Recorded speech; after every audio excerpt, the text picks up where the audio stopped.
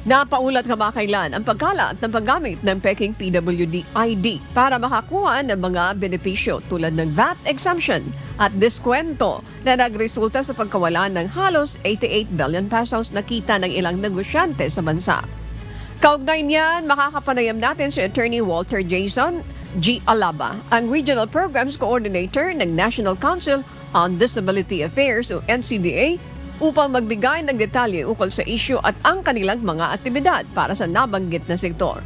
Magandang umaga po sa inyo, Attorney Alaba. Maraming salamat po sa inyong pagpapaunlak sa amin ngayong umaga. Kumusta po kayo? Hi Ma'am Annie, good morning po. Good morning po sa lahat. And again po, thank you po for having NCDA sa inyong program po. Maraming salamat po, Attorney Alaba. Ang aming unang katanungan sa inyo, gaano na po ba karami ang naiuulat na insidente kung saan ginagamit daw po yung mga fake PWD IDs po?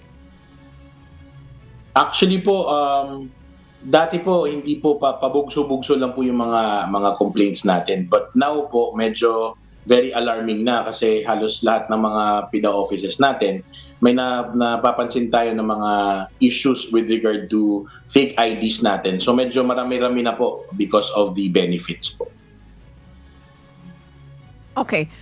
Attorney, ang susunod naming katanungan, paano po tinutugunan ng NCDA ang pagdami ng mga peking PWD IDs sa bansa? Kasi binabanggit na, imagine, 80 billion ang nawawala sa mga negosyante po.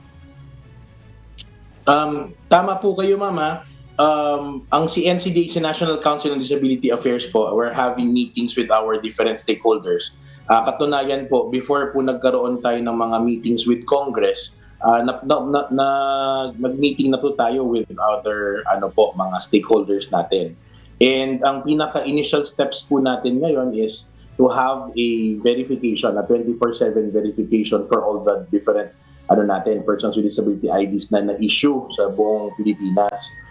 Isa din po sa mga tinitignan ng ahensya kung paano siya iaayos is to have a unified ID po talaga para mas malesen po natin yung paggamit ng ating mga or pag-fake ng ating mga persons with disability IDs. Kasi po, kung titignan nyo po, dati po talaga, ang nagiging mga complaints nila before is nagsa-start lang doon sa hindi binibigyan ng benepisyo yung persons with disability or hindi alam kung paano gamitin yung yung tax yung benefits na 20%, 12%, saka 5%.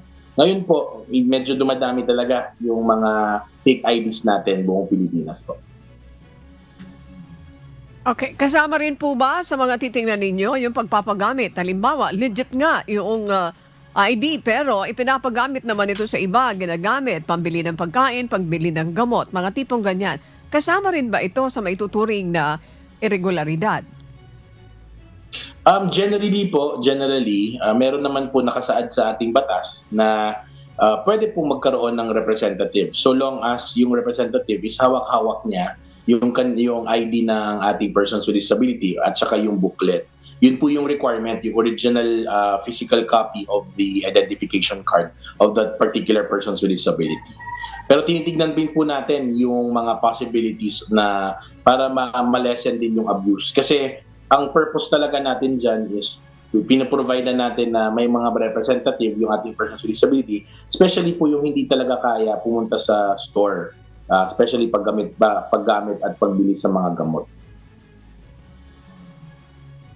So, more or less pa, Attorney Walter, dito sa mga pag-aaral na ginagawa nyo, dito sa mga pakikipag-usap nyo sa mga partners ninyo po, more or less mga ilang buwan bago ito matapos at para ma-implement natin yung striktong pagpapagamit nitong mga PWIDs na ito?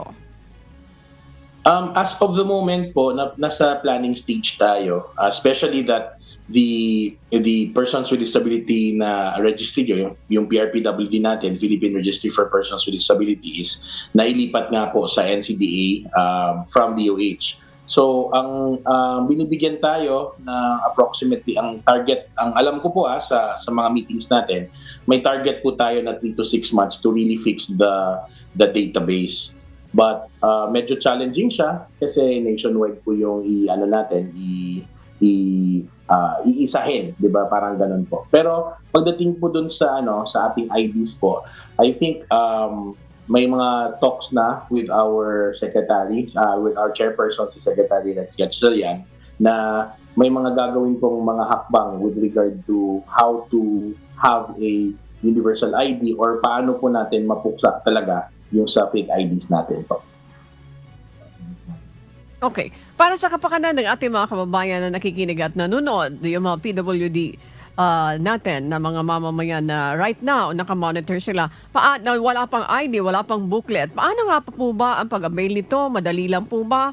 Kung ikaw ay kompleto doon sa mga requirements, can you get the ID right away? And then, mayroon po bang babayaran? At saan po ito kukunin? Okay, Attorney Walter, pakibigyan nyo nga po ng ng paliwanag yan.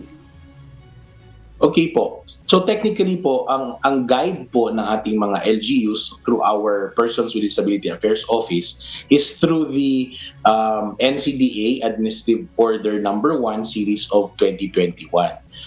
Ang requirements lang po talaga nito is magdala sila ng ID, i-fill up nila yung form, and then kung wala silang ID, dalhin po yung ilang birth certificate para po talaga ma-identify sila. And at the same time, dalhin nila yung disability certificate nila.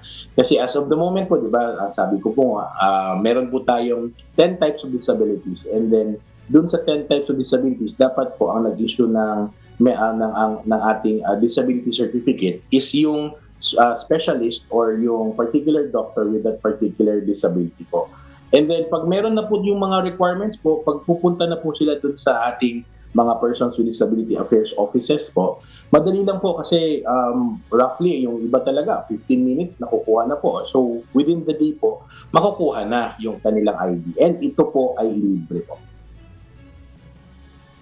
Okay, maraming salamat. At this point, dun sa ating mga kababayan na nakikinig at nanonood, mga PWDs na nakununood at nakatutok dito sa Hataw Balita, ano yung panawagan nyo po muli, Attorney Walter Alaba?